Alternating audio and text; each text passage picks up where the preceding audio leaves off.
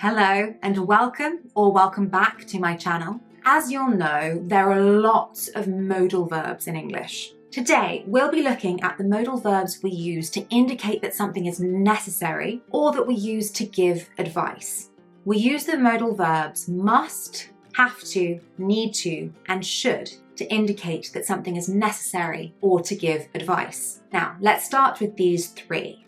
Must, have to, need to. These three we use to say that something is necessary or obligatory. Note, sometimes you might hear have got to instead of have to, which means the same thing. You've got to do this instead of you have to do this. Have got to and have to mean the same. It's just have got to is less formal. It's more informal. And for the purpose of this video, I will use have to, but you could always substitute in have got to in a less formal setting. So, what's the difference between these three? Let's start with must and have to. Although they can be used interchangeably, there is a difference between have to and must. Generally, we use must when referring to an internal feeling and have to for a general obligation. For example, a rule or a time limit. In other words, must suggests that the speaker has decided something is necessary, while have to suggests that someone else has made that decision, or that there is some external factor. Look at these two sentences. You must come, you have to come. Both of these mean you are obliged to come, but they have different implications. You must come implies that the speaker requires you to come.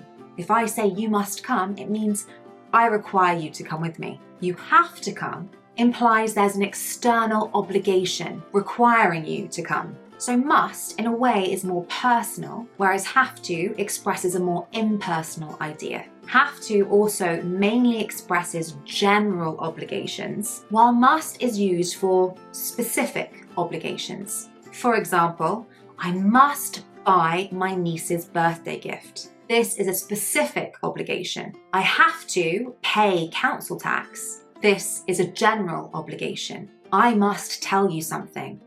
Specific obligation. I have to brush my teeth twice a day. General obligation. So that's the difference between must and have to.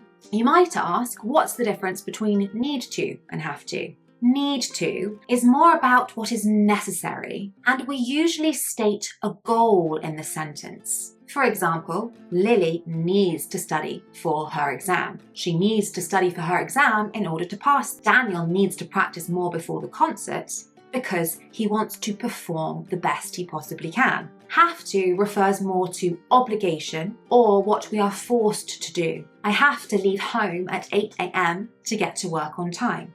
I have to be in the office from 9 a.m. to 5 p.m. on weekdays. It's important to note here that we only use must in the present tense. To express obligation, duty, or necessity in the future or past, must isn't used. It is replaced by have to. For example, present, we must tell her. Past, we had to tell her. The past modal, we must have told her, means something completely different, and we'll cover that and other past modals in another video. Must, in this context, can only be used in the present. We also can't use must for the future. Future, we will have to tell her. So, present, we must tell her.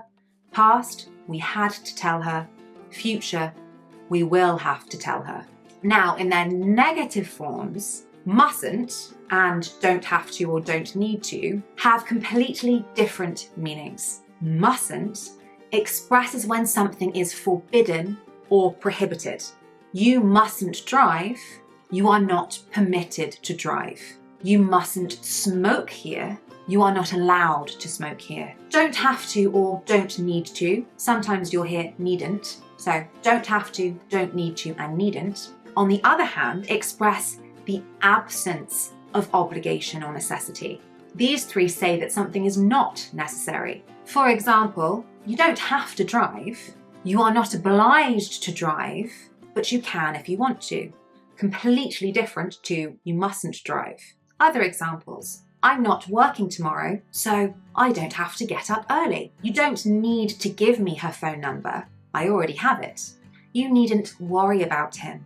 He'll be fine. A good way to remember the difference between mustn't and don't have to is with these two sentences. You mustn't smoke in a non-smoking area. In a smoking area, you don't have to smoke, but you can if you want to. Finally, let's talk about a common modal we use to give advice. Should or shouldn't. We use these to say when something is a good or a bad idea, and when we are giving advice to somebody. You should watch lots of English films if you want to improve your English. You shouldn't stay out too late. You'll be exhausted tomorrow. So when giving advice to somebody, we would say, you should do this or you shouldn't do this. There they were, the modals we use to indicate necessity or to give advice.